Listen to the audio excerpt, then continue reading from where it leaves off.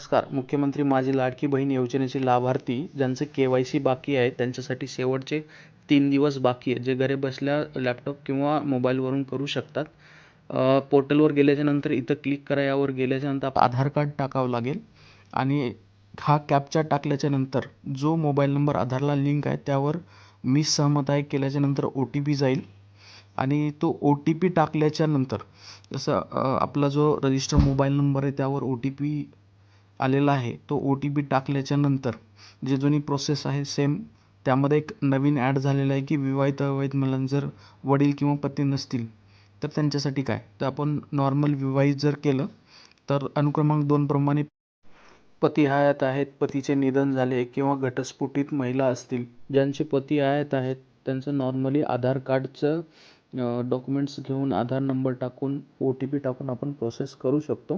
जसं की इथं दाखवल्याप्रमाणे पतीचं आधार कार्ड टाकायचं आहे आणि कॅप्चा टाकून मी सहमत आहे असं केल्याच्यानंतर त्यांचा जो आधारला मोबाईल नंबर लिंक आहे त्यावर OTP जाईल.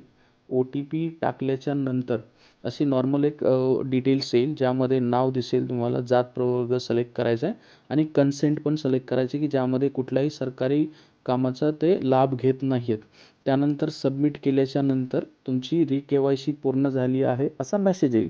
परंतु ज्यांचे वडील किंवा आधार कार्ड नाही आहे वडिलांचे किंवा पतीचं, तर त्यांच्यासाठी काय, तर त्यांच्यासाठी गव्हर्नमेंटने असं केलेलं आहे की आपल्या जे अंगणवाडी आहे अंगणवाडीमध्ये आपण त्यांची डिटेल्स भरून अंगणवाडीमध्ये त्याचं आपल्याला 31 डिसेंबरच्या आतमध्ये मृत्यू दाखल्याची सत्यप्रत किंवा मग घटस्फोट प्रमाणपत्राची सत्यप्रत अंगणवाडी सेविकेकडे 31 डिसेंबरच्या आतमध्ये सादर करायची. कागदपत्रे सबमिट केली तरच KYC पूर्ण झाली असे समजले जाईल.